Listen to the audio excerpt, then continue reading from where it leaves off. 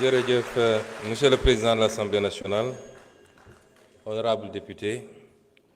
ñu ngi sant yàlla bi ñu mayee ñu teewaat fii ci daje bu am solo bi di daje askan wi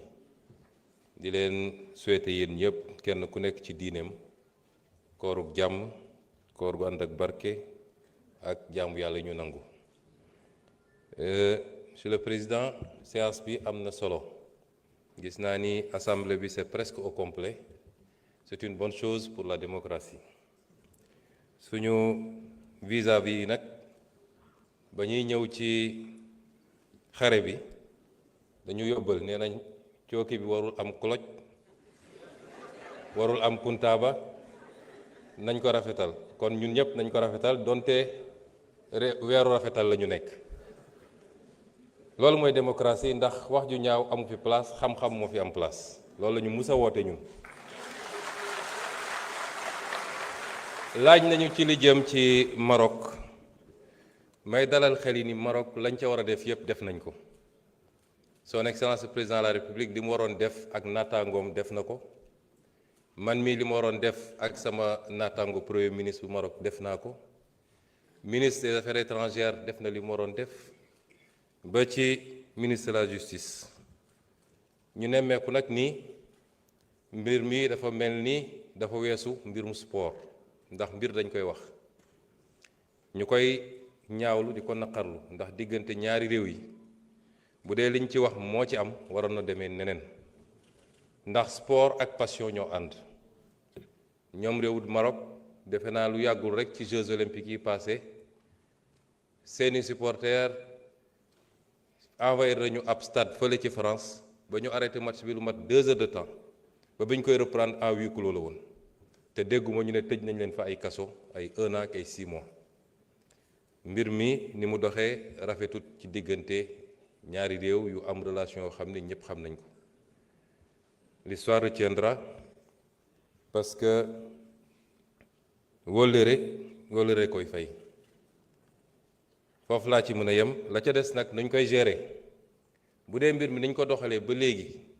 dëppoowul ak li nga xam ne mooy procès équitable est-ce que jar na sax ñuy def ay appel wala lu ni mel. madame la ministre de la justice liggéey na ci waxtaan ceeg man waaye waxtaan ci surtout ak son excellence le président de la république mu jox ko ay ndigal bu dee ñoom ci li nga xam ne mooy seen sañ-sañ rawatina kilif réew ma toog nañu def seen grâce wasalaam alhamdulilah bu nu ko deful it am na accord yu ñu lié ak ñoom ba nga xam ne ku ñu jàpp ci réew ba ca des réew ba ñeen bi am na sañ-sañu demander à ce que ñooñu ñëw purger peine ba ci seen réew kon loolu dinañ ci dox nañ ci def liñ ci war a def loolu la président santé mu des nag yu mel nii bu amee ñëpp dañ ko war a gérer ak tey ak dal parce que gis naa sax ay manifestation am naam naqar am na ci ay njaboot waaye ñu fàttali ni réew mu nekk dafa am souveraineté ci réewam nun du ñu jël ay bazooka dem Maroc xeex ak ñoom ne leen ni ngeen àttee du yoon wala libéré leen suñuy nit fi may wax ak yéen témbe am na ay doomu Maroc yoo xam ne ñi ngi fii ci suñuy prison gën saa gàtt lim nañ ci juróom benn yoo xam ne ñi ngi fii ci ay prison au Sénégal te waa Maroc mënuñu ñu forcer ñu baleen réew mu nekk dafa am souveraineté ñu nangul ko kon yooyu bu amee nañu xam ni ñi war a def nañu lu ñu war a def yépp te nañ ko continuer def bu soobee yàlla ñuy masaw nag famille yépp te ci liñ ci xam ñu ci bari ci ñoom ay borom kër lañu ci fan yi wala ci semaine bi dinaa yónnee ci turu gouvernement bi ay ndimbal ñu jàppale seeni njaboot ci weeru koor gi. laaj nañu ci li jëm ci UCAD defe naa ministre wax na ci lim ci war a wax yépp waaye ma dellu si ci incident yi Sénégal léeg-léeg dañuy doxee émotion te réseaux sociaux yi xaw ko yóbbaale ma wax ni li xew UCAD li ma ciy njëkk a wax mooy jaale mbokk suñu doom jooju nga xam ne bakkanam rot na ci di leen ko jaale bu sori ci ñun ndax ku xam suñu digganteeg nit ak suñu digganteeg rawatina suñu digganteeg jeunesse bi xam ni lu ñu métti la bakkan dafa fort ñu leen koy jaale keroog nu ñu yónnee gouvernement bi ñu dem fa nun nii dinañ fa doxantu di ñaan yàlla yërëm ko te jéggal ko. bu loolu weesoo nag réew dañ koy gérer ak beaucoup de retenue mais également avec beaucoup de sérénité. ñun ay fan balaa mbir mi di am jot nañu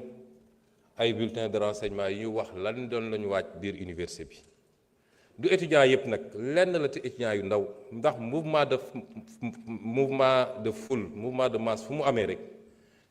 dañuy yóbbaale ñu bëri ci seen gëm-gëm ak cause bi ñu jàpp ni moom la ñuy défendre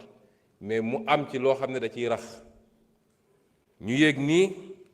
ñenn ci ñi nga xam ne ñoo jiite mbir mi lañ doon mbëbët mooy taal bibliothèque universitaire bi taal restaurant yi jël provision yi lañ tuddee waajal koor taal kurus bi ak yeneen loolu réew mu responsable ay kilifa réew ma yëg ko duñ ci banque seen yoxo di seetaan ci laa woo le ministre de l'intérieur ne ko jël leen seen matuwaay yépp jaratul ñuy fàttali ni campus universitaire campus social bokkul ci franchise universitaire yi ministre bi wax na ko c'est un quartier comme tous les quartiers de Dakar état bi war fa assurer la sécurité ci laa wax ministre bi jël leen seen matuwaay dem leen ngeen anticiper ba loolu ñuy wax bu mu am kon bu doon dañ ko war a defaat tey ma def ko ndax du ma seetaan ba ñu lakk lépp ñu ne nañu taxaat lépp loolu mooy suñu responsabilité rawatina nag su dee dañ ko teg ci revendication yoo xam ne ma wax ko waxaat ko fii étudiants yi suñuy rakk lañu suñuy doom lañu jàmm lañu séq ak ñoom cofeel lañu séq ak ñoom ñoo tax ñu bàyyi lépp ñàkk lépp ñoom ak yeneen ndaw yu nekk ci feneen kay bay kay ambulant ka nekk ci jakarta bi ka nekk ci sport bi ñoom ñépp ñoo tax ñuy sonn waaye njaboot boo ko amee doo ko topp ci lépp lu mu bëgg man ñàkk carte électorale wala am carte électorale benn la ci ma duma topp kenn ci loo xam ne bëggu baaxul wala mënuma ko wala lalul ci dëgg loolu duma ko mus a def nit ñaa ngi naan dialogue musu ñoo tëjal suñu buntu étudiants yi ministre bi ñaata rencontre la def ak ñoom ba ci président assemblée nationale bi réew mi nag ku jóg yëngal rek ne premier ministre bëgg a dajal tout de suite wala président de la république du doxee noonu dafa am ay kilifa yu am responsabilité ci loola te mat nañu sëkk lañu leen doye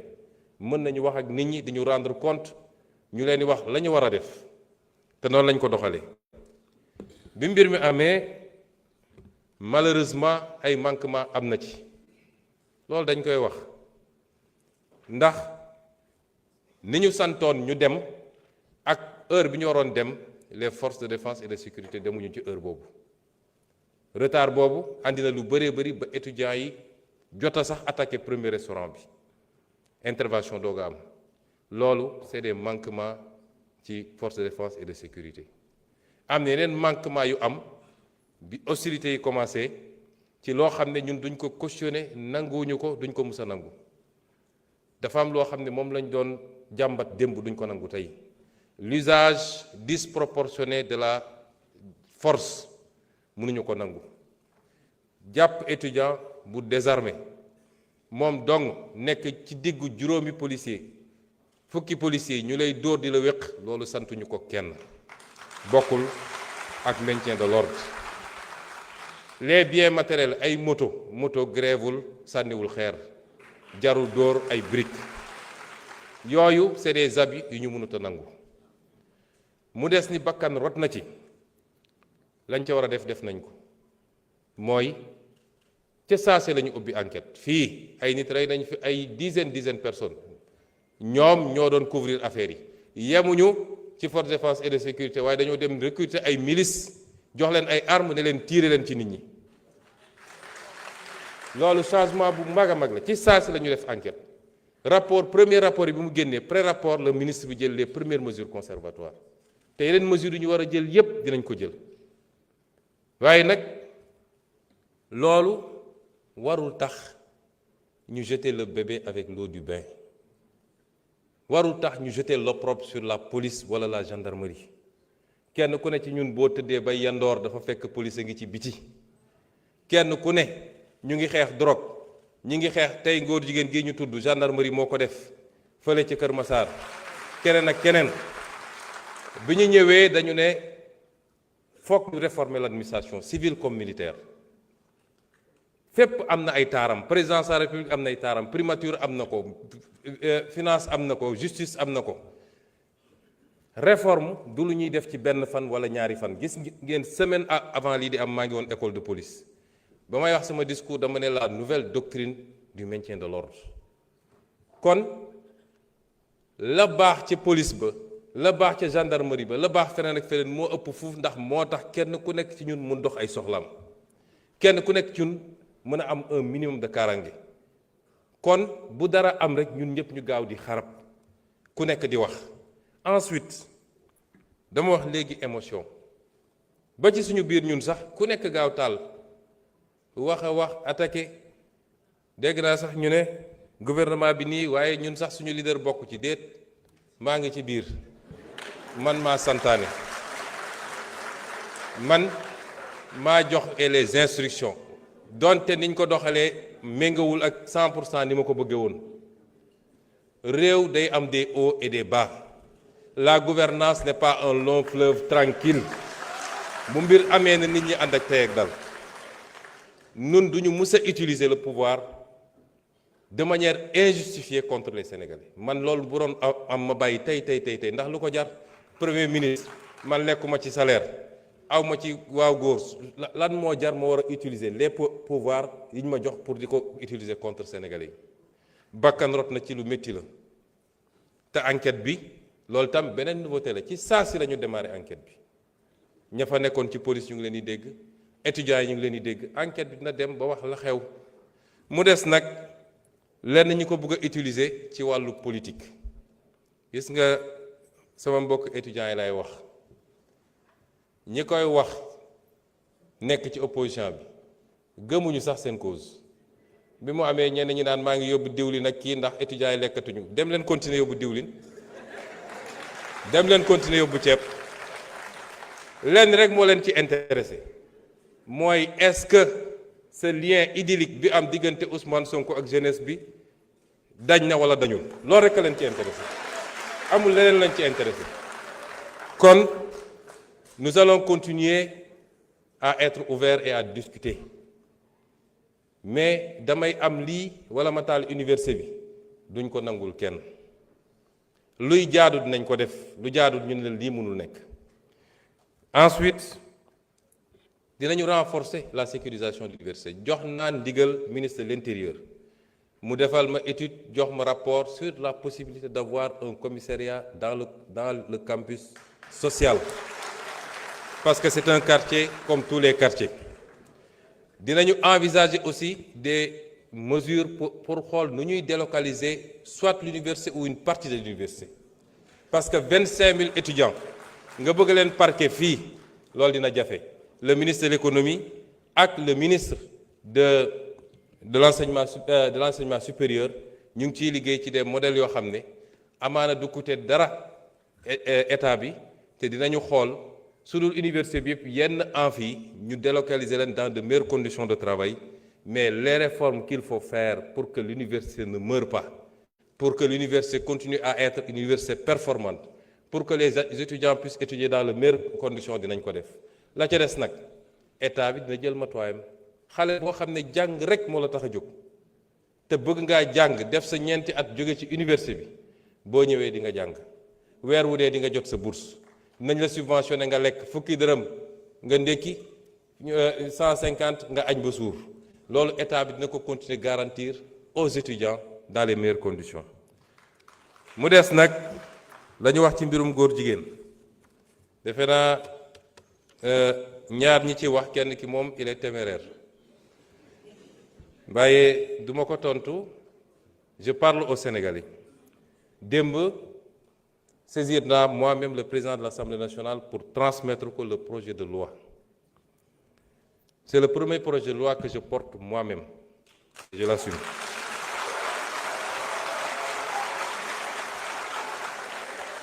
dañu wax ni li tax criminaliser ñu ko loolu ñi mu intéressé woon ñu koy xeex mën nañ ci waxtaan ku mu intéressé wul woon démb tey amoo droit wax ci tu es disqualifié ñooñu mu intéressé woon nag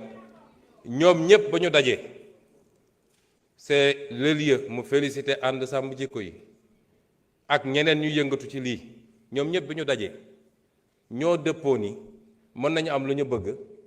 en restant le truc au niveau de délit mën nañu am lu ñu bëgg wala lu ko gën sax moo tax projet bi ànd sàmm jikko yi déposé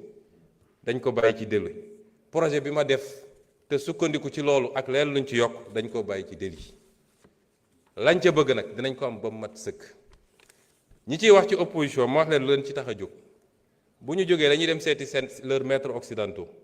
ne leen waxoon nañ leen ñi ñu bon lañu gis ngeen kii nañu ñi ngi réprimer les homosexuels ñun li ñu bañoon def ñoom ñu ngi koy def dañ koy politiquer foofu ci occidentaux yi ak ci lobby yi loolu la ñuy def gëmuñu sax li jëm ci loolu su dee temps bi dina ko permettre ma faram-fàccee la nekk ci loi bi article 319 toute personne qui aura commis un acte contre nature sera punie d'un emprisonnement de 5 à 10 ans donc et d'une amende de 2 millions à 10 millions de francs loolu la ñu wax sans préjudice des autres peines. Si l'acte est commis avec un mineur, le maximum de la peine sera prononcé. Le juge ne pourra prononcer le sursis, ni réduire l'emprisonnement au-dessous du minimum de la peine prévue à l'alinéa 1 du présent article. loolu verrouillé nañu juge bi ba moom ci boppam mënatul bàyyi nit mu dem ni mu tuuti 5 ans yi dina ko wax ni mu tuuti kon loolu soxlawoo criminaliser pour am ko ñu tekki ni tout acte sexuel ou à caractère sexuel entre deux personnes de même sexe constitue un acte contre nature ñu définir ko mësuñu koo définir tout acte sexuel ou à caractère sexuel entre deux personnes de même sexe ou tout acte sexuel à caractère sexuel commis par une personne de l'un ou l'autre sexe sur un cadavre humain ou un animal. Toute personne qui aura fait par l'un des moyens énoncés à l'article 248 l'apologie d'un acte visé à l'alinéa 3 du présent article sera puni d'un emprisonnement de 3 ans à 7 ans et d'une amende de 500 000 à 5 millions. loolu newuloon ci loi bi weesu mooy apologie man bi may nekk député ànd sàmm jikko bi ñëw gis ma dama leen ne loi bi ni ngeen ma ko andilee doyaguma parce que une loi ne doit pas créer de l'insécurité juridique te loolu dinaa ci dellu si ma ne leen en tant que député du ma ko wote moo tax boobu wotewu ma ko woon suñ ko toggaatee nag ba mu mel ni mu war a mel kenn du ma ci njëkk ñu tegaat ni kon apologie bi ñay def la ñuy def dugg ci internet bi wala góor yi daje sol seen marinière def seeni truc am na ku ma ne ndax taaje boon bokk na ci loolu la ñu wax ne loolu bokkatuñu ensuite ñu ne constitue l'apologie d'un acte contre nature toute représentation publique par la parole, l'écrit, l'image, le geste, le son ou par tout autre procédé quelconque tendant à promouvoir l'homosexualité, la bisexualité, la transsexualité, la zoophilie, la nécrophilie ou toute autre pratique assimilée. foofu dañu jàpp ne dañoo def dugal ci ay détails homosexualité dafa ëmb lépp bu dee bu jigéen bi la ñuy wax lesbianisme bu dee bu góor ñu ne gay wala xam lan donc su ñu nee homosexualité yóbbu na loolu yépp ñu ne toute personne qui aura financé ou appuyé le financement mosu cee bokk parce que xam nañ ni li gën a aggraver affaire bi mooy xaalis bu bëri bi ci gars yi di distribuer ci la ñuy appatee xale yu bëri ba mujj nekk nag ay habitués li ñu wax ci feebar bi beneen affaire la ay yeneen loi ñoo ko criminaliser yeneen loi ñoo ko pénaliser kuy transmettre feebar volontairement am na yeneen loi yu ko pénaliser loolu du rek diggante ñi ñuy tuddee borom ñaari tur yi waaye diggante hétérosexuel sax nit mun na dem di transmettre volontairement moo xam góor la moo tax jigéen la moo tax il faut ñu détacher ko ñu ne donc toute personne qui aura financé ou appuyé par quelque moyen que ce soit une personne, un groupe ou une activité en vue de promouvoir ou de magnifier l'homosexualité, la bisexualité, la transsexualité, la zoophilie, la nécrophilie ou toute autre pratique assimilée sera punie des peines prévues à l'alinéa 5 du présent article. Toutefois, n'entrent pas dans le champ d'application du présent article les actes accomplis par les structures et organisations de santé dûment agréées dans le cadre des politiques de santé. loolu tam dafa am ñoo xam ne seen liggéey ci loolu la màcc ñooñu mënuñ leen boole ci loi bi may profité nag di wax ak nit ñi li xew ci réew mi rafetul nekk di génne ay bulletins de santé jàmbur le statut sérologique des gens ñooñu léeg-léeg dañoo am njaboot seeni doom ñemeetuñu dem école ce qui se passe dans ce pays-là est inadmissible. Instruction, secret de l'instruction amatul diggante enquête bi parquet juge d'instruction tous les PV sont dans la rue kan moo jox nit sañ-sañ mu ne diw am na cancer wala am na sida wala am na lii et ça ana procureur dañu war a interpeller tout de suite ñu koy def c'est des familles qu'on est en train de détruire par l'irresponsabilité de quelqu'un boo xam ne peut-être moom la mais doomam il n'a pas demandé ça léegi bu demee école ñu ne kii papam moo dafa am sida est-ce que moom amul sida au nom de quoi on le fait ak ñi nga xam ne dañoo jàpp ni ñoom la yàlla wàcce pour ñoom ñu wax ci lii ñoom dong am na ci ñu jàmbaar macha allah am na ci ñu ëppal moo tax am na ci kenn koo xam ne bi ma déggee ñu ne jox nañ ko sécurité dama ne ministre de l'Intérieur dama jëli sécurité bi parce que kenn sant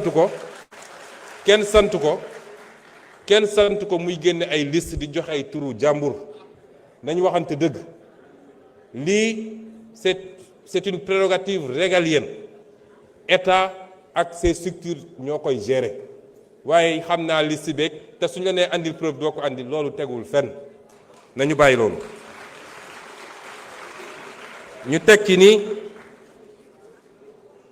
ñu teg ci ni les personnes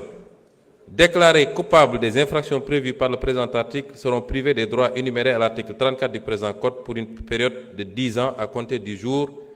où les peines principales sont devenues définitives. On parle ici de perte de droits civiques. Toute personne, moi je me donne wax léegi, qui aura dénoncé par l'un des moyens énoncés à l'article 248 l'un des actes prévus au présent article sans en porter la preuve sera puni d'un emprisonnement de 2 à 5 ans et d'une amende de 500 000 à 2 millions. Parce que duñu permettre aussi du rek dénoncer sans preuve mais jóg nit romb la nga ne gis naa loxo bi daf koo damm nga dem naan damay dem këram boo ko defee yoon dal sa kaw ñu ngi leen di gërëm di leen sant. Vous avez 2 minutes de plus. Monsieur le ministre. Il vous reste 2 minutes hein? Ouais, c'est 32 minutes.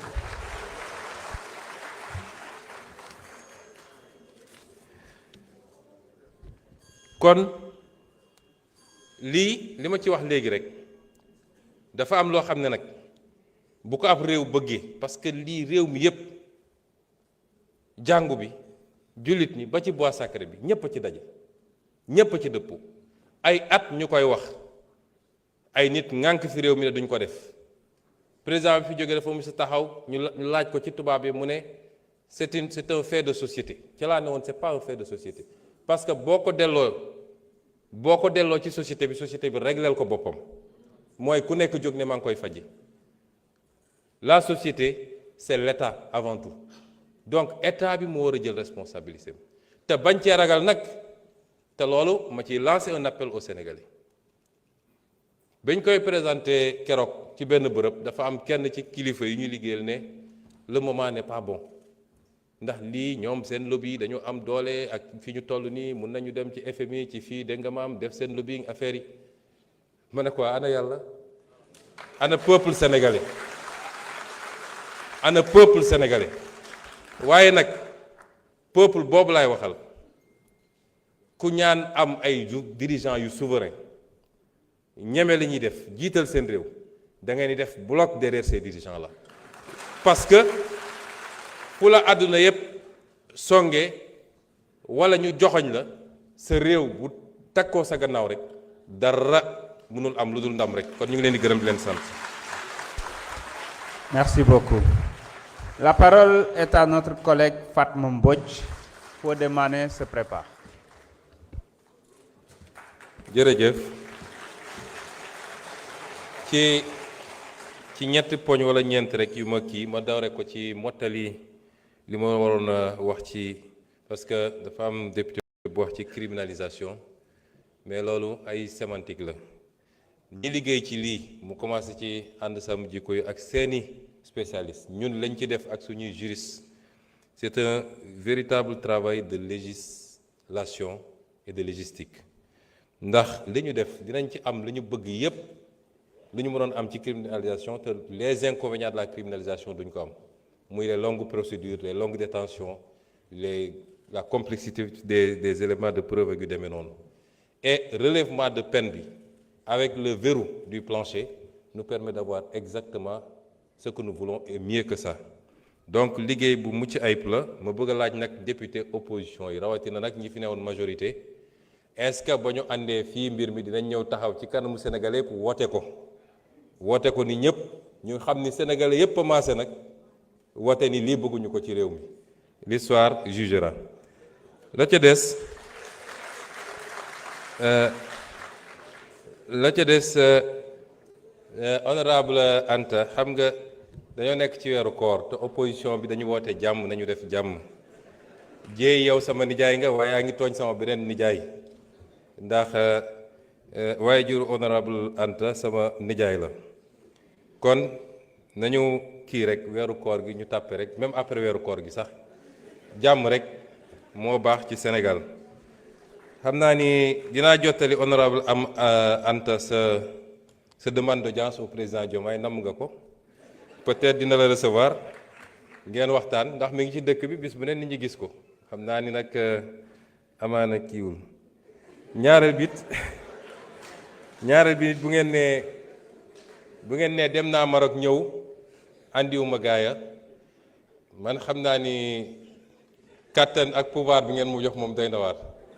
léegi daal fu ma dem te am Sénégal ñu fa jàpp rek may ñibbi si il faut ñu ñëw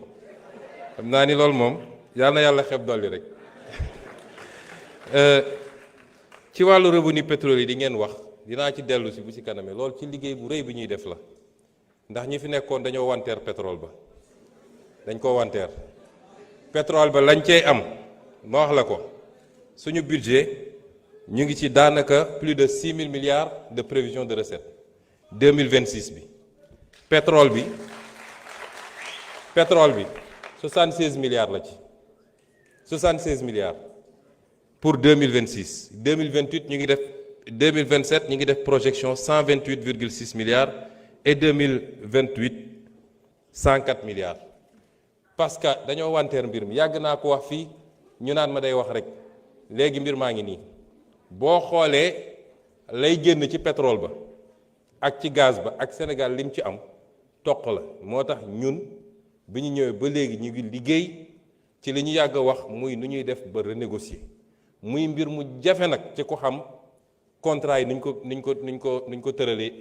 ak les règles d'arbitrage nga xam ne ci niveau international la ak yeneen waaye dinaa ci dellu si bu ci kaname ku yaakaar ni pétrole Sénégal ak gazu Sénégal ni ko régime bi fi jóge signé fii ak 20 ans mën nañ ci am lu faj suñu aajo da ngay nax sa bopp amut te bindoon naa ci 2016 pétrole et gaz chronique d'une spoliation maa ngi lay dénk nga liiraat livre boobu ñaan bañ cey wax boobu amaana xalaatagoo woon politique mais mbir mi liggéey gu rëy la laaj te dinañ ci dellu si ci suñu jëlaatee parole wax nga nag yow sa bopp dressé nga tableau bi xam nga politique honnêteté intellectuelle da cee baax yow mënoo dressé tableau ni lii lañ fi fekk tey boo doon noon ab entreprise ñu ne la passif bi 10 000 la actif bi di 1000 xam nga li nga mën ak li nga mënut boobu dinaa ci dellu siwaat bu ci kanam yi waxu syndicat yi ak ñoom seen it dinaa ci ñëwaat bu ci kanamee lépp lu jëm ci cybercriminalité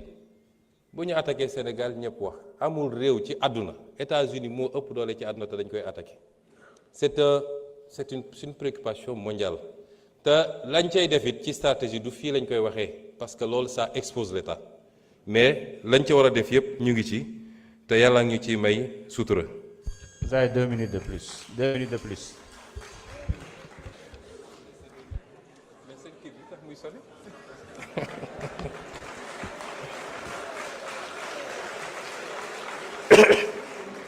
wax nañ it ci li jëm ci mbirum Starlink loolu it réew mi il faut mu dox ci ubbeeku rek parce que loo gis dafa am ñu ko séq gis naa ay syndicats yu ci wax ci ay boîte yoo xam ne yu am solo la ci réew mi ñuy féliciter monsieur le ministre Alioune Sall ci liggéey bi ndax yéene gi mu am ci Sénégal rek te xam connectivité li mu mën a jur ci koom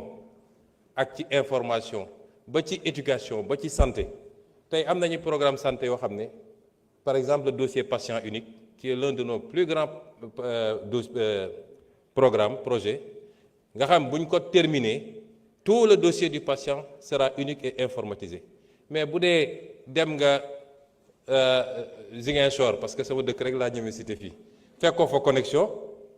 dossier patient unique mënul dox donc yooyu la ñu am yéeg-yéeg moo tax mu ne mbir mi nañ ko baral nañu seet ay solution maintenant bu dee am na ay préoccupation ndax li fi nekkoon it lu ñu war a aar lu ñu war a sàmm la ay boîte la yoo xam ne ñu ngi ci réew mi di participer ci koom-koom bi ay milliers de personnes di ci liggéey moo tax ñëpp dinañ leen déglu ba xool mbir mi nu ñu ci amee solution boo xam ne kenn ku ne diñ ci gis sa wàll bu soobee yàlla ci li nga xam ne nag lu lalu ci dëgg la moo tax dinañu am ouverture moo xam syndicat la moo xam am na ay documents yu ma jot yoo xam ne opérateur téléphone yi ñoo ko bind am na observation yu ñu ci def yoo xam ne jàng naa ko dinaa leen déglu ñu waxtaan ci parce que noonu la ñuy tabaxee des consensus forts muy intérêt ñëpp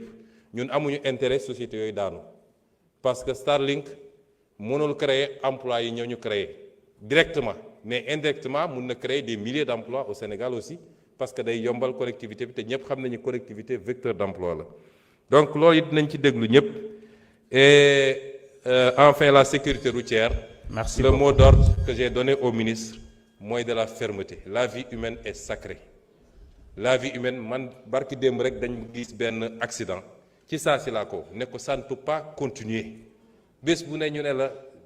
tel type. Merci. nangami nit dee na ci loolu mënuñu koo nangu. Merci c'est la responsabilité de l'État. Ismaïla Diallo, vous avez la parole. Safiatou Malik Mbaye se prépare. Monsieur le ministre des Finances mu ngi ñàkk tooy xepp si wax ci bor bi et il y a de quoi pourtant il fait pas chaud dans la salle monsieur le ministre mais il y a de quoi la dette du Sénégal pour cette année ñu ngi war a servir la dette à hauteur de 5 milliards 261 millions 561 679 980 5 milliards 5 000 milliards 5 000 milliards 261 millions et suivant suñuy recette totale recette c'est 6 188 milliards maanaam mënoon nañu jël recettes yi yépp fayee ko bor bi moom donc la cay des matul 1000 milliards premier trimestre bi bor bi mi ngi ci 1938 milliards boo ko dajeel boo ko tasee wàllu bor intérieur bi c'est 762 milliards bor extérieur bi 1175 milliards deuxième trimestre bi mën naa ko faram-fàccee waaye day gudd lii mooy ndono gi bi nga xam ne gars yi bëggatuñu ñu wax ko il faut que yéen parlementaires yi il faut que les cadres les intellectuels parce que débat bi mënuñu koo gaaw a suul ndax moo arrangé nit ñi mais tout part de là mooy lan nga fi fekk ak lan nga mën a demee su ma jëfee comparaison ñoom bi ñuy egg si 2012 l'encours de la dette bi nga xam ne moom la régime bi fi jógoon bàyyi c'était 2704 milliards ñoom ñu ngi ñu bàyyil 23666 milliards l'encours de la dette mooy ful nañ ko 10 boo seetee loolu ñoom ba ñuy donn 39% du PIB la ñu doonoon ci dette bi 39% ci PIB mooy alalu réew mi yépp boo ko dajalee bor bi fanweer ak juróom-ñeent la woon ñoom ñu bàyyil ñu fi 119% du PIB loolu ngeen fi bàyyi de c'est-à-dire dañoo posé réew mi ba ko piégé ko ba kenn xamatul ñu ba ko lii c'est des statistiques du lu ma inventé mi ngi fii ci ministère des finances ku dem génne ko soo xoolee ñun suñu encours de la dette ma ne 23 milliards 666 ñoom ñu doon noon juste à peine 2700 milliards kon lii mooy dono gi ñu déclaré woon 74% de taux d'endettement ñu ñëw gis 119% boo seetee différence bi 7667 milliards bu ñu làq la léegi au moins kenn werantetul loolu bi ñu ci njëkkee wax def conférence de presse lu ne dégg naa ko fi lu ne mais tey kenn mënul taxaw ne bor bu ñu làqoon amul 7667 milliards fan la ñu dugal 7667 milliards yi lu bokkul ak bor bi yépp nag dama génne loolu rek gis nga man 7660 milliards su ma ko amoon fi mu toll nii buñ ko amoon ñun dinaa def des projets yoo xam ne ça change définitivement xar kanamu koom-koomu réew mi définitivement su ma amoon loolu dinaa def le grand transfert d'eau pour 700 milliards dinaa def le réseau gazier du Sénégal nga xam boo ko defoon tey gaz bi ñu jëlee ko fa mu war a jógee depuis le nord tasaare ko fépp mu fekki industrie fekki centrales yi fekki lépp loolu li muy changé ci réew mi kenn xamul nu mu toll immédiatement le pays devient compétitif les entreprises se délocalisent nga liggéey dinaa def les agropoles dans leur nouvelle version pas seulement ay bâtiments pour def de l'industrie mais ñu commencé ci production dinaa def les agropoles dinaa terminer l'agropole sud pour 186 milliards dinaa def l'agropole centre pour 304 milliards dinaa def sax les autres agropoles dinaa def le pré-Ferlo fonte tout le Ferlo changé ndox mi baawaan fu ne pour 330 milliards dinaa jël le port de Ndayane li nga xam ne mooy les infrastructures maritimes communes pour 250 milliards au lieu ma koy taylay bitim réew dinaa ko defal sama bopp dinaa def l'extension de l'aéroport AIBD pour 305 milliards les logements sociaux pour 405 milliards SENTER yokk autorail bi yóbbu ko ba Thiès dinaa ko def ci loo xam ne du weesu 400 milliards waaye mën naa def lenn ci loolu def benn projet boo xam ne c'est le projet le plus structurant mooy Yaakaar Teranga ma defal ko sama bopp j'ai besoin de 4500 milliards je fais Yaakaar Teranga on donnera l'énergie à 60 francs le kilowattheure aux Sénégalais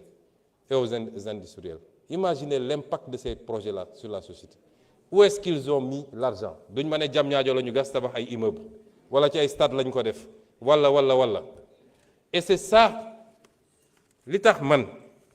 mënuma d'accord ak ñu bëri ci li ñu bëgg parce que lii wax nañ ko Sénégalais ñu ngi leen ko wax saa su ne te teewul malgré tout on a fait des efforts mais balaa may ñëw ci loolu cette dette elle est odieuse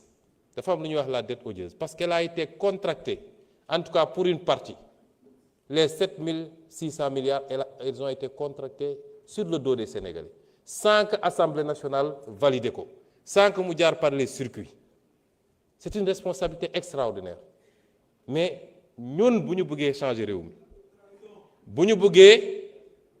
demander aux Sénégalais ñu def ay sacrifices la question c'est pourquoi les étudiants patienteraient pourquoi les commerçants les syndicats etc. bu dee ñun lii lépp am na ba pare ñu ko def ne fi fang dara fekku leen fi kuñ ci jàpp sax ñi ngi pexe nuñ koy génne kuñ ci jàpp sax suba ngoon ñi ngi pexe naka lañ koy rëccalee mu dem dossiers yi yëpp ngeen dégg amuñu ma man daan ko wax de awma ci benn yaakaar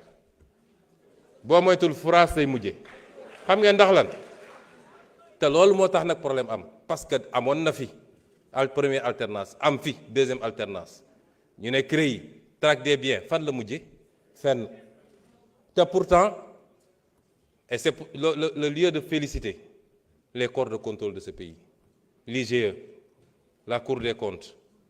la CENTIF, qui font un travail extraordinaire, documenté, très précis. Mais su ma waxee ñu ne day critiquer du ma dugg ci ñenn du ma tudd ñenn ñi mais dossier bu dem ñu yàq ko 2 ans mënuñu génne benn dossier te yàlla xam na ni dossier for yenu la loolu mooy problème Sénégal et c'est pourquoi les Sénégalais n'accepteront pas de patienter am na lu ci suñu part de responsabilité parce que ñun ñoo war a mettre les gens qu'il faut là où il faut ñu def le travail qu'il faut c'est à nous de le faire et cette dette elle est odieuse parce qu'elle a été conclue sans l'approbation des Sénégalais à travers les instances qu'ils ont désignées ñi def responsabilité chaîne bi dafa bëgg ba ci Cour suprême sur la dette extérieure c'est la Cour suprême moom mooy génne benn lettre d'habilitation ne bu ko bailleurs yi wala ministère des finances saisiré moom moo naan on a regardé mais cette opération est conforme à la loi mais la première loi en matière de finance c'est la loi de finances xanaa kay nga dem xool est-ce que ça c'est inscrit au niveau de la loi de finances est-ce que c'est des crédits qui sont inscrits toute la chaîne de responsabilité elle est là 7700 milliards ñu bëgg ko bàyyi mu demee noonu et ça buñ ko réglé wul notre responsabilité sera engagée et c'est pourquoi moi malgré cette situation je rends hommage au ministre des Finances et à toute son équipe au ministre de l'économie wallaay xamuleen nit ñi li ñuy daj pour cette gestion active de la dette ànd nañ fu bëri tukki dem di waxtaan di lijjanti wax na tous les mécanismes qu'on a mis en place ba ci le plan de redressement économique et social qu'il a oublié de citer qui est un instrument important nous demandons aux Sénégalais des sacrifices même si nous ciblons des secteurs à taxer qui n'impactent pas sur les besoins de première nécessité des Sénégalais mais nous demandons aux Sénégalais des sacrifices et c'est pourquoi il est impératif que loolu yëpp am et je disais tout à l'heure que malgré toute cette situation nous avons fait des efforts wax nañu fii léegi les baisse de l'huile de palme raffinée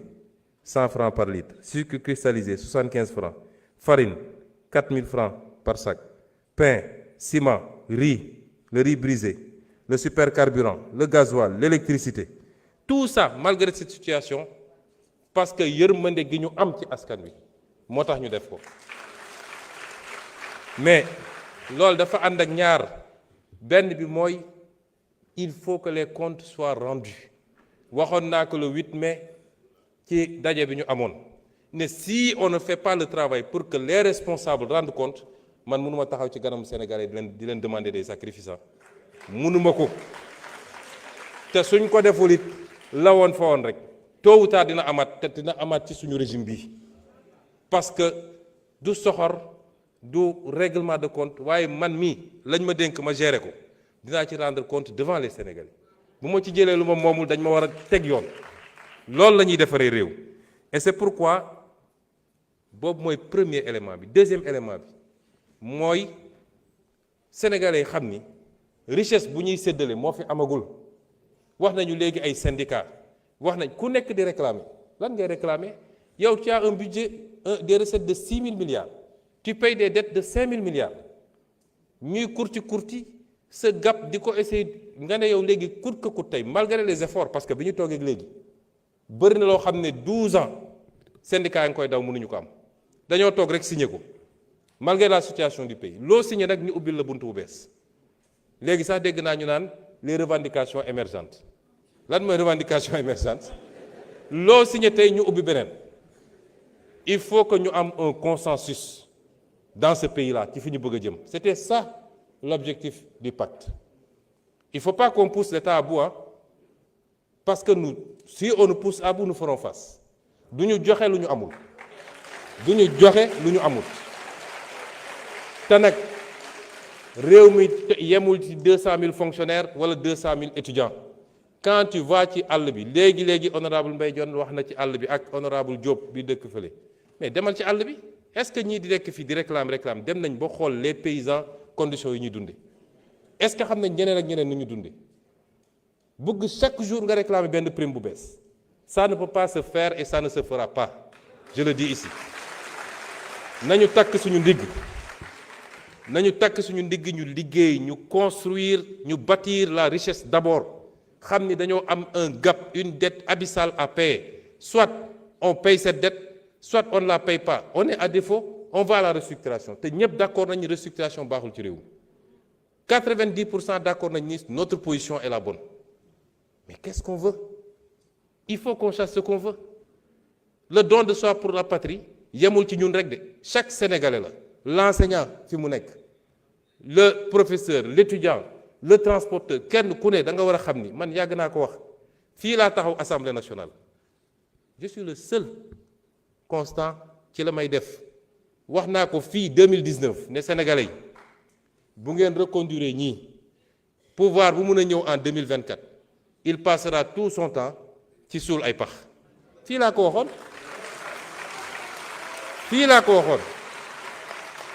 tey ñu toll ci suul pax nag foofu la ñu toll ñun ñëpp ku nekk na jël pelle ñu suul pax bi teewul nag on fera les efforts qu'on doit faire ma daaneel ci foncier bi ci collecte arachide bi ma jox leen ay misaal yu ndaw ñoom ñii di wax arachide 2022 2021 67 000 tonnes la ko Sonaco collecté 2022 129 000 tonnes 2023 22 000 tonnes 2024 12 000 tonnes 2025 ñun suñu premier collecte 155 000 tonnes 10 fois plus que ñoom seen collecte et cette année on est déjà à 190 000 tonnes 190 000 tonnes te campagne bi jeexagul c'est vrai vers le nord jeex na presque vers le centre mi ngi waaj a jeex dégg naa la complainte des gens du sud département de Vélingara Bignona ak ñoom seen les 2 mois à venir Sonacos foofu lay déployer wu dinañu jënd li ñu mën a jënd yépp ça n'a pas été facile mais on est en train de faire des efforts extraordinaires lu bokkul ak jiw bi lu bokkul ak engrais bi lu bokkul ak yeneen yi ñu def yépp ñu ngi def des efforts extraordinaires tey relancé nañu toutes les lignes de production ñun bi ñuy egsi seen usines yépp a taxawoon depuis 2 ans la première année le DG de la Sonacos a relancé toutes les usines te ci année bii dinañu renouveler les lignes de production à neuf pour Kaolack ak pour Ziguinchor et dinañu relancer la production à Diourbel. merci kon ñun il reste 2 minutes. dañ ko dugaloon cette fois-ci.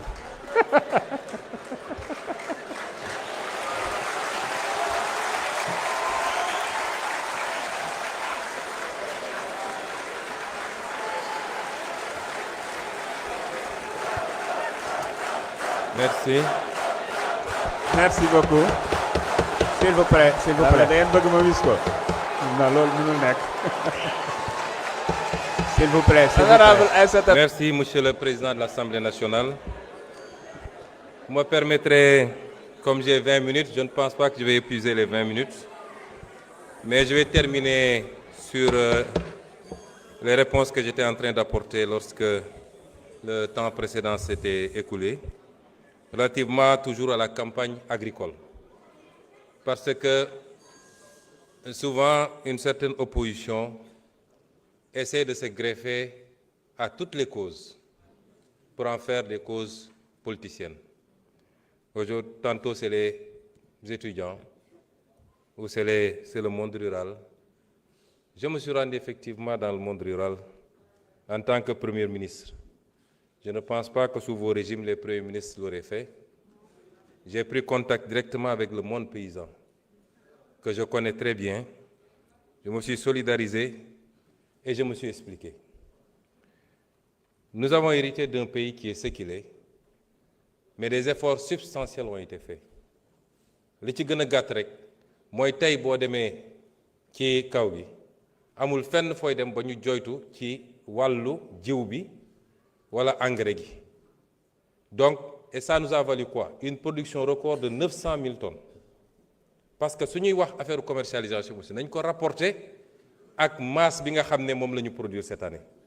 qui est une production exceptionnelle. Les équipes du docteur Mabouba Diagne et Alpha ont fait un travail exceptionnel. Nous avons des statistiques avérées. Nous on a fait 1 million de tonnes avec Nangam Nangam. En passant, en 2017, nous promettrons d'ailleurs autosuffisance en riz, dans la vallée et ailleurs. Donc, du travail concret a été fait. Si on a une production, l'écoulement ne aller au même rythme que si on produirait 400 000 tonnes ou 250 000 tonnes ou 500 000 tonnes. C'est le premier élément. Dans le nord, pratiquement, Gertegi, Djerna. Dans le centre, il y a encore quelques poches. Nous avons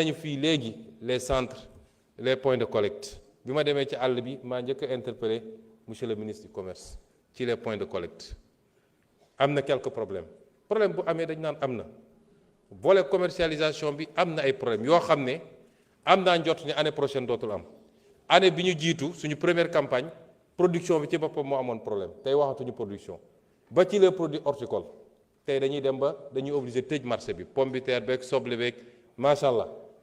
kon amna encore des problèmes on va les régler. On est à notre deuxième campagne sur les 50 campagnes à venir. Vous verrez ce que les paysans vont avoir, Inch'Allah. Donc amna des problèmes qu'on est en train de régler. Waxna nak dans le sud, dans le Médina Yoro Foulah, qui est devenu un très grand bastion. Presque les gens ne se rendent pas compte que le bassin arachidier est en train de se déplacer. Il est vers la fin du centre, il est vers le sud, mais région de Kolda, Médina Yoro Foulah, etc. Moi, les 2 prochains mois, la Sonacos prioritairement. On est confronté à un problème de financement. Def nañu effort avec la BOAD, on a mobilisé 50 milliards supplémentaires. Jox 28 milliards les opérateurs pour fay leen ñu mun leen dem. Jël les 23 milliards ou les 22 milliards restants jox ko Sonacos. Ñu ngi continuer ci rythme boobu pour appuyer. 450 000 tonnes yi fan la jóge. Ba ma demee maa ne comme commercialisation bi yéex na. Les gens avaient pollué en disant qu'on a interdit l'exportation. On n'a jamais interdit l'exportation. On a mis à l'export de 40 francs sur le kilo. Ça aussi on le fait pour protéger un peu. Et le producteur, nga xamné mo ne ci naaj bi di sonn waye ñeneen ñoy bénéficier ci affaire bi et pour protéger également nos industriels pour ñu mëna am gerte. Les gens sont allés dire que dañu télé exportation. Daaw lañu bloqué won exportation bi. Vers la fin, on a libéré. Ren, on n'a jamais interdit l'exportation. Ces mêmes exportateurs sont venus me voir. Ils nous disent, vous ouvrez l'exportation, on achète 300 000 tonnes. Avec la taxe. Mais à condition que nous ayons des points de collecte pour qu'on soit sûr que vous avez acheté au prix que nous arrêté. Nous sommes d'accord. On a enlevé la taxe de 40 francs. C'est ce que je me demande. J'enlève la taxe de 40 francs. Ils ont pris l'engagement d'acheter 300 000 tonnes. Au jour d'aujourd'hui, ils ont acheté 5 000 tonnes. 5 000 tonnes, qu'à cela ne tienne. J'ai dit à la Sonacos, est-ce que vous avez la capacité de stocker 450 000 tonnes? Effectivement. On a été stock de tourteaux, etc., de poser problème. Non, nous avons une capacité. J'ai appelé le ministre des Finances, j'ai dit, trouvez l'argent Sonacos jënd pour que gerte gi jóge ci loxo baykat yi. Sonacos moom mun na stocker mu xaar même su dee 100 000 tonnes rek la mun a triturer loolu. Quand les gens viendront pour acheter, notamment les opérateurs étrangers d'une nationalité que vous connaissez, bu ñëwee Sonacos mun na leen jaay parce qu'il faut qu'on replace la Sonacos au cœur de la politique arachidière au Sénégal. C'est pourquoi on est en train de renouveler les outils de production. Dundalaat Sonacos ci Sénégal yépp mu créer emploi ñu fexe ba am diwlin bi fii parce que l'une des meilleures huiles de cuisson longue ñëpp xam nañ c'est l'huile d'arachide. Régler les questions de communication et de marketing sur l'international où les gens sont allés dire que l'aflatoxine baaxul alors que ñun suñuy chercheurs neutraliser nañ l'aflatoxine. C'est ça la politique que nous voulons. Nous avons une vision xam nañ fi ñu bëgg a jëm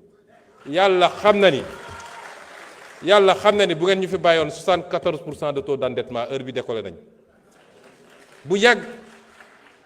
Vision mooy jiitu action ñun xam nañ fi ñu bëgg a jëm donc malgré tout on est en train de renouveler les lignes wax naa la ni fii Ziguinchor dinañu renouveler ligne bi toutes les machines ont été commandées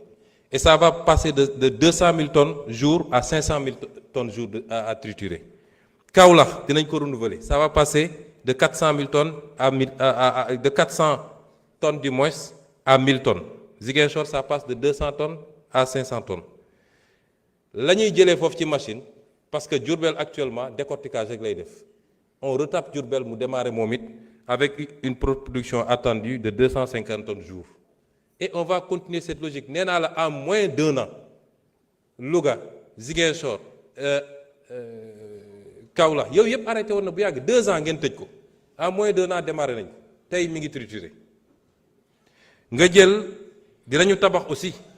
on va construire un centre à Médina Yoro Foulah boo xam ne comme c'est devenu un grand bastion foofu nañ fa mën a triturer defar gerte gi également kon ñun xam nañ fi ñu jëm mais nous avons décidé d'impulser la nouvelle politique agricole j'ai réuni les équipes liggéey na ak ñoom ministre de l'agriculture ministre du commerce ministre des finances ministre de l'économie sur les questions de financement la subvention les subventions le foncier parce que si on ne fait pas de réforme foncière ça va être très difficile d'avoir une agriculture qui mënuma ko développer parce que li ma dese bëriwul la Sonacos en tant que pilier industriel mais les privés également les COPEOL ak yooyu y en a à boire et à manger ak les phosphates engrais et c'est pourquoi bokk na ci suñuy xeex yu rëy ma wax ko fii et je veux que les Sénégalais le comprennent on va reprendre en main notre phosphate et notre industrie phosphatière parce que conditions yi ñu ko joxe woon ñëpp xam nañ ni baaxul le Sénégal a été grugé et sur de 1998 à maintenant on a perdu plus de 700 et quelques milliards ci privatisation boo xam ne jaarul yoon on va reprendre cette industrie on va travailler à faire de l'engrais ici au lieu d'exporter tout l'acide phosphorique de l'engrais sur mesure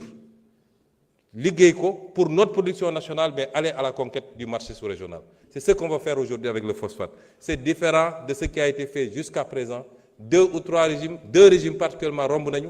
jël phosphate bi jox ko ci conditions yi kenn xamul gars yi di jël acide phosphorique bi di yóbbu suñuy béykat amuñu engrais nous consommons 15 tonnes d'engrais à l'hectare là où la moyenne mondiale est à 140 tonnes à l'hectare comment voulez-vous qu'on ait les rendements qu'il faut te engrais baa ngi fii ñun am nañu engrais tey yàlla may ñu gaz bi ma demee visiter OCP ils m'ont dit yéen da ngeen am lu ñu amul ñun phosphate rek la ñu am yéen am ngeen phosphate am gaz ba ci batterie électrique yi nga xam ne ñetti composantes ñoo koy def yéen am ngeen ñaari am ngeen phosphate am ngeen gaz on a une vision xam nañ fi ñu bëgg a jëm et ça patriotisme souveraineté moo koy lal nee naa la bu ngeen ñu fi bàyyi waloon 80% sax baax na commercialisation marketing bi les infrastructures et le partenariat donc foofu xam nañ fi ñu bëgg a jëm laaj nañu fii léegi madame Aïssata Tall Sall honorable député am na ay laaj yu mu laaj dinaa ci tontu ñaar wala ñett mais madame l'honorable député defe naa fu ngeen musoon jaar ba ci parlement européen ne ay terroristes lañu ñun war ngeen fa jaaraat ne terroristes yi de ñoom laa jàkkaarlool Sénégal assemblée dóoruñu ma taaluñu ma tëjuñu ma kaso ndax bi ngeen koy wax yow xam nga ni man duma terroriste te xam naa ko yéen a defoon une politique de répression que vous-même vous aviez exécutée sans état d'âme qui a valu énormément de dégâts à des jeunes citoyens sénégalais dont certains sont sortis avec des traumas. Aujourd'hui, si vous vous érigez en chantre de défense de je ne sais quelle cause, je crois que démb soriwul. Monde rural bi ngay défendre wax naa la une déclinaison, une vision. am na lu ñu ciy liggéey nous sommes très proches de ce monde rural. Je vous ai dit, on est à notre 2e campagne, nañ dem 3e, 4e campagne, vous verrez ce qu'on va faire avec ce monde rural-là. Sans compter le volet élevage bi nga xam ne la ñu àndeegum rek pour renforcer le cheptel et le bonifier ñoom ñëpp gis nañ ko ci diir bu gàtt. kon liggéey bi ñu ngi ci. Il ne faut pas essayer de récupérer des causes yoo xam ne si les gens sont dans cet état responsabilité bi yéen la. dañuy wax mbirum lan moo changé ci diggante bi ba tey mbirum ñaari tur yi la fa doon am amu fi fii yàgg dañ fay jàpp nit mais bu ñu defee pression politique ngeen bàyyilu leen tey pression mënul am nun kenn duñu woo duñu wax lu jëm ci loolu du fii du niveau international. Qu'est-ce qui a changé? Alors, vous avez parlé du dialogue. Dialogue, nous musuñu am rupture de dialogue avec qui que ce soit, surtout pas avec les étudiants. Dialogue yaa ngi am ministre baa ngi convoqué mi ngi recevoir mi ngi wax nee nga dañu ubbiwaat université bi mais xanaa da nga lire communiqué bi université bi ubbi nañ ko ba je comprends pas. Assemblée de l'université nañ ubbi nañu université bi kon kay y a pas de problème. Étudiants yi bëgg a jàng wax naa ko léegi les conditions seront totalement réunies pour que étudiants yi dem jàng dans la sérénité et c'est l'appel que je relance et c'est un appel du grand frère pour ne pas dire du papa ndax man école publique bu yàqoo ma yàqule keroog dama génn gis sama doom ci kër ma ne ko looy def fii mu ne ma non dañoo grève quoi ma ne ko ban grève mu ne ma solidarité ak université ma ne ko yow léegi sa baay ngay xeexal doo dem jàngi kon ñun amuñu benn intérêt école bi yàqu benn intérêt. Le débat sur les rappels ou pas, le problème de l'université est un problème structurel. Il faut ñu d'accord ni université il faut ñu réformer ko il faut ñu stabiliser ko yàgg naa am 94 vous étiez avec le régime socialiste xam nga fi mbir ni jaar ba ñu stabiliser cursus bi après première alternance mbir mu yàquwaat di yàqu ba egsi fii buñ ko bàyyee nii université si boppam moo dul amati Sénégal. Il faut qu'on fasse les réformes qu'il faut sans brutalité dans le dialogue et les échanges li am ñëpp am nañ ci responsabilité yéen yéen a fi tëj université bi 1 an loolu dafa impacté ba léegi 1 an yéen a ko tëj université bi ñu war a def ay rattrapage mbir mi Covid bi njëkk na fi ñëw andi problème ba ci les enseignants loolu yëpp dinañ ci waxtaan parce que bu waxtaanee yéen étudiants yi dañ la naan ñun dañuy jàng waaye du ñu am encadreur. dañuy daw ci gannaaw pour am un encadreur suñu bëggee terminer suñu master bi et pourtant il y a des étudiants qui trouvent le temps d'aller encadrer ailleurs ñëpp dañuy toog ñu waxtaan ñu teg réew mi ci yoon réew dañ koy teg ci yoon ñu xam ni nii lay doxee te nguur goo xam ne lu yëngatu nga daw doo mus a defar réew doo teg réew mi ci yoon bi waaye nguur googu il faut moom ci boppam mu njëkk a góorgóorlu. Pour les bourses de sécurité familiale je crois que sur le budget 2026 35 milliards ont été inscrits. D'ici la NFR, d'autres crédits vont être inscrits du moins. Nous sommes sur la route de ramener la bourse. L'audit dira ce que vous aviez fait de la bourse, en tout cas le régime passé, c'était devenu une succursale politique pour caser des trucs. Pour conclure, Monsieur le Président, je voudrais lancer un appel au peuple sénégalais. Nous sommes dans un monde à la croisée de chamboulements majeurs. yàgg naa leen wax li borom xam-xam yi ci science politique di wax le piège de Thucydide mooy àdduna day dox étape bu nekk am ay changement tey am na ay blocs yuy constitué wu am puissance bu mag bu fi newoon téye àdduna tey dooleem wàññeeku beneen puissance di jóg ànd ak blocam loolu foo ko mus a gis dafa ànd ak ay heure dafa ànd ak ay chamboulement ci wàllu économie ci wàllu sécurité ak ci yeneen wàll. Nun Afrique lan lañ ci war a jëlee réflexion stratégique bi foofu la war a nekk les débats inutiles yi ñuy téye fii suba ba ngoon jot am diw andil Masamba nekkul nit ñi newuñu ci foofu àdduna dépassé na foofu et c'est ce message que je veux lancer aux Sénégalais et aux Africains. L'Afrique n'a pas besoin qu'on l'asphyxie par la dette injuste et odieuse. Elle a besoin de croissance pour tirer le monde parce que le seul îlot de croissance dans ce monde-là, c'est l'Afrique. Amul fenen. C'est l'Afrique où tout est à construire. Est-ce que ça se fera sans les Africains, comme ça a toujours été le cas, depuis la traite négrière, la colonisation, la néocolonisation? c'est à nous, Africains, de répondre. Il faut que nous élevions le niveau de débat. Débat yi am Sénégal doo dem benn dëkk buy avancer boo xam ne ci débat boobu lañ nekk.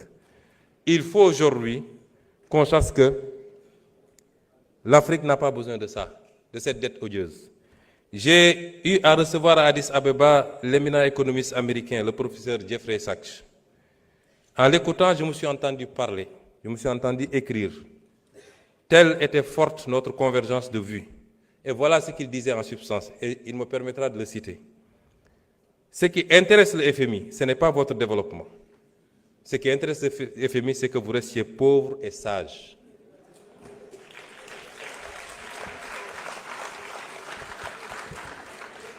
Le Sénégal et l'Afrique en général n'ont pas besoin d'annulation de la dette. Ils n'ont pas besoin de restructuration. Ils ont besoin de marge de manœuvre. Les créanciers doivent vous accorder un répit de 20 à 30 ans pendant lesquels vous ne vous préoccuperez pas du service de la dette. Vous n'avez pas besoin d'austérité, mais de croissance. Je crois que les 30 prochaines années seront pour l'Afrique une période de croissance économique extrêmement dynamique. La Chine a décollé en 1980, l'Inde en 2000, et c'est au tour de l'Afrique de prendre son envol. Il vous faut viser une croissance annuelle endogène d'au moins 10%, avec un effort particulier dans les domaines de l'infrastructure et de l'éducation. Un groupe de leaders africains partageant la même volonté politique peuvent lancer le mouvement vers la croissance, et les autres suivront. Vous ne pouvez pas attendre que 55 pays soient alignés pour enclencher le processus. Et je suis parfaitement d'accord avec lui. Et je pense que mon pays, le Sénégal, a aujourd'hui le leadership qu'il faut pour faire partie de ce groupe de pays africains. Je voulais dire aux Sénégalais que notre bataille a été d'abord une bataille pour la bonne gouvernance. Elle reste une bataille pour la bonne gouvernance. Mbuxum ak randal ak jël alalu réew mi jeex na ci réew mi su ma ko waxee nag tekkiwul ni amul man fi ma toog sa building administratif mënuma xam kenn ku ne li muy def ci bureau waaye buñ ci yéeg ñun kooku am na problème loolu jeex na ci réew mi. Notre bataille a été une bataille pour la souveraineté dafa am ay projets yu ma fi cité moo tax faw ma wax leen ko fii croissance à 2 chiffres dinañ ko def bu soobee yàlla te dinañ ko def suffisamment longtemps pour mu am les retombées qu'il faut et ñu mën a construire un développement. Nous allons reprendre notre gaz rawatina nag Yaakaar Teranga parce que ñoo ko moom te am nañu les bases pour reprendre ko on va le reprendre te buñ ko defee la may andi ci Sénégal kenn xamul nu mu toll. Je vous ai parlé du phosphate également et beaucoup d'autres secteur. Ci fan yi di ñëw dinaa def un point de presse spécialement pour rendre compte aux Sénégalais de ce qu'on a fait ces 2 dernières années sur les renégociations des contrats. Mais loolu pour mu am il faut que ñun ñu xoolaat suñu bopp ñun tam nañu xam ni on doit être des modèles. Sénégalais yi ñun la ñu fal il faut qu'on soit des modèles ci alal réew mi ni ñu koy gérer. ci les pratiques du passé yoo xam ne tax na Sénégalais yi suuroon politique kenn ci ñun faluñu sa famille faluñu sa soxna faluñu say rakk ak say mbokk l'affairisme d'État nañ ko moytu soyons exemplaires dans la gestion des affaires publiques nañu jublu ci liggéey te bàyyi. Vous pouvez conclure en 5 minutes. Il va conclure. Vous pouvez conclure. nañu jublu ci liggéey te bàyyi futilité yi parce que liggéey mooy permettre ñu éviter yenn yi nañu waxante dëgg yu bëri ñuy wax fii ñi ngi wax ci affaire ñaari tur yi ñi ngi wax ci xawma simol lañ ko tuddee maître Bamba si sa xam na ci dara wax nañu ci yu bëri yu am sax ci comportement ci réseaux sociaux ak feneen li ko andi mooy bëgg facilité. nañu dellu ci cette valeur fondamentale qu'est le travail parce que moo lay permettre nga dund gu nooy waaye jaamu yàlla la ci boppam nañu cultiver cette valeur fondamentale structurée autour du travail. Les résistances mënul ñàkk nous faisons face à cette hydre à multiples têtes je parle toujours du système mi ngi fii foo làmb ci administration foo làmb ci magistrature foo làmb feneen ak feneen di nga fa fekk lenn ci ñooñu waxuma ñëpp nag yoo xam ne tey ñi ngi galgal ñi ngi résister. Je rends hommage ici à Madame Yacine Fall ci lii nga xam ne mu ngi koy def ci xeex chaque jour pour changer qualitativement la justice de ce pays malgré les résistances yi nga xam ne mu ngi koy jànkoontool. Ces résistances ne nous posent pas problème. Et je voudrais dire que nous ne démissionnerons jamais de ce travail. Je ne parle pas de démission du poste de Premier ministre. Ça n'est pas d'importance. Je veux dire qu'on ne démissionnera jamais de ce combat pour le changement structurel dans ce pays. Ak fu ñu munti nekk nag. Les résistances au sabotage, nous allons continuer à nous battre. Li fi xew yépp man bettuma ndax wax naa ko fii Assemblée nationale juróomi at ci gannaaw. L'histoire de l'humanité rappelle que les révolutions qui marchent vers les destins promis, se heurtent à leur lot d'obstacles. Les reniements, les intrigues et complots de pouvoir, les infiltrations, les accoutumances aux tentations, les résistances de l'ordre ancien. Et ce que nous vivons tous les jours. Mais je veux vous réitérer un engagement. Cet engagement, c'est que cette fois-ci sera la bonne. Cette fois-ci sera le bon départ pour le Sénégal. Avec votre concours à tous, le réveil et l'alignement aux exigences nouvelles de toutes les forces combattantes qui nous ont fait triompher. Chers compatriotes, je n'ai jamais aimé les flagorneries et autres cultes de personnes. J'ai toujours ignoré les expressions telles que Sonko est le gardien de la Révolution. Mais après 2 ans de combat acharné dans ce capharnaüm du système, j'accepte avec humilité.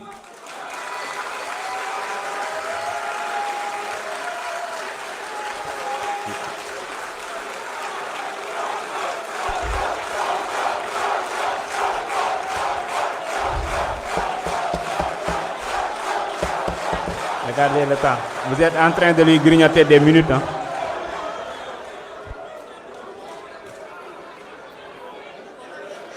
Après 2 ans de combat acharné dans ce capharnaüm systémique, j'accepte avec humilité. Oui, je suis le gardien de cette révolution.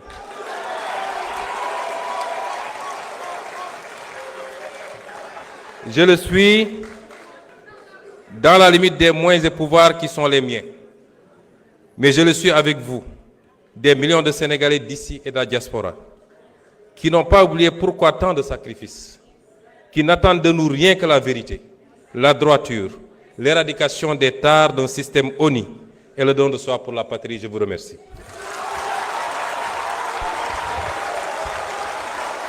Merci beaucoup. Merci.